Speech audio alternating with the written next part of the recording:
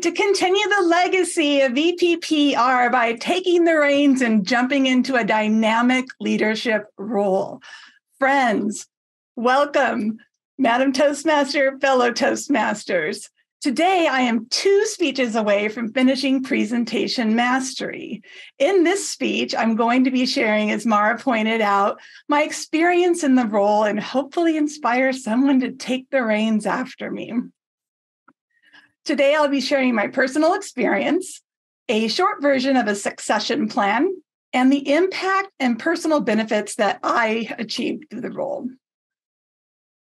I'm not going to lie, folks, when you take an officer role, you might get overwhelmed in the beginning. It's a lot, especially with social media. We're all trying to handle it on a personal level and a business level. And one of the things that helped me the most, I think the biggest experience was for me to slow down and talk to my officers. I talked to our founder, Jean, and Nancy and Mara, and I realized I don't need to gather 1,000 incredible leads. I need less leads with quality people that are lifelong learners like you all. So that helped me to narrow down my social media choices. You can do as many as you like, you can add them, or you can continue what I've started. The other experience I had was patience. Those of you who know me know I am not patient. I was that little girl that ripped the paper to see if she got a Barbie at Christmas.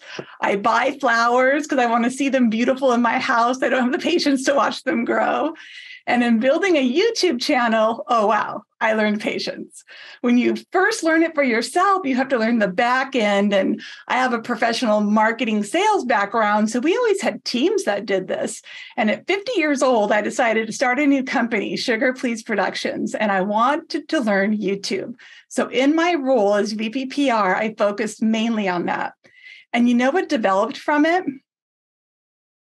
A legacy. That one little video turned into tens and tens of videos from you all supporting the channel and allowing your faces and your voices to be on camera. It is not only important for legacy, but it's important for training. I do not edit the speech at all. I drop it into a template so people can see the ahs and ums, and it's kind of fun to go back and watch some of your speeches from a long time ago and pat yourself on the back and go, wow, I have improved so much. And I promise that will happen for all of you. Now let's take a look at a succession plan. What does it take to be successful in this role? Responsibilities. First and foremost, we need to protect the Toastmasters brand. We are part of a global organization. And with that, there are tons of resources online, so do not be afraid. There are brand guidelines and examples and templates, so you don't have to build all this from scratch. Next, you need to develop a PR plan. Come to your officers, ask them what their goals are. I know Mara's goal as president was to get exposure for her new company, such as I am doing. So it's really important to find out the goals of Toastmasters because it's not just our speeches. We like to share our individual accomplishments. We are a community that grows together. And collaborate with your officers if you get stuck. They have fun ideas, and then monitor your status and see how you're doing. Skills needed.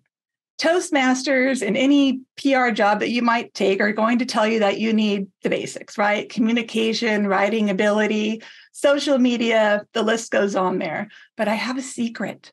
You can learn all those skills.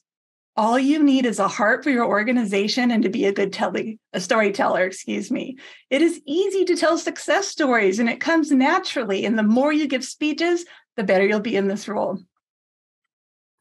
Tasks. Currently, I'm doing Facebook events and posts. I'm doing LinkedIn. LinkedIn's allowing us to put video up now.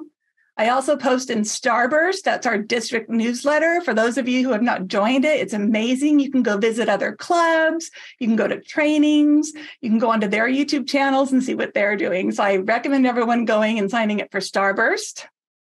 I also update the homepage of our website. Nancy does the heavy lifting. She's our webmaster. So if you have any technical difficulty, she will help you. But basically, I just put up new meeting posts and pictures of our team. And then lastly, I decided to do my own updates. I could have, at the officer meeting, collected everybody's updates and put together a newsletter, but that felt overwhelming for me. So I allow the officers to make their own updates. You'll see an email that comes out from Mara as the president. Nancy sent out an education notice.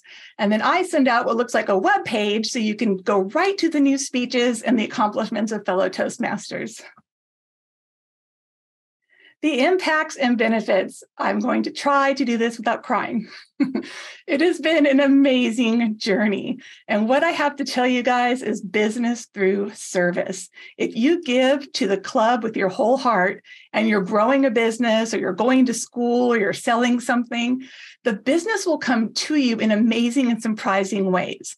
Not only have I had the pleasure of serving in this club with Mara, but we have built a business relationship and she has given me a new client. So I'm very grateful for not only my Toastmasters relationship with her, but my business relationship and friendship with her.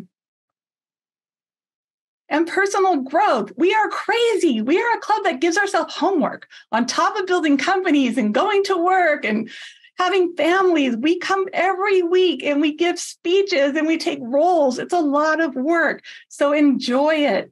Take a second. It's hard for us to pat ourselves on the back, but it's necessary. Not only did I take on an officer role, I started a company at 50. I mean, just so many things happened to me last year that I am more than grateful to give back to the club in any way that I can. The last part of the project was to go into a 360 review. And as Mara mentioned in my introduction, it's like a 5-page form and it doesn't even have anything really to do with PR. And I sent this to my officers and a couple peers, and they had to fill out all these questions about how I acted in the role.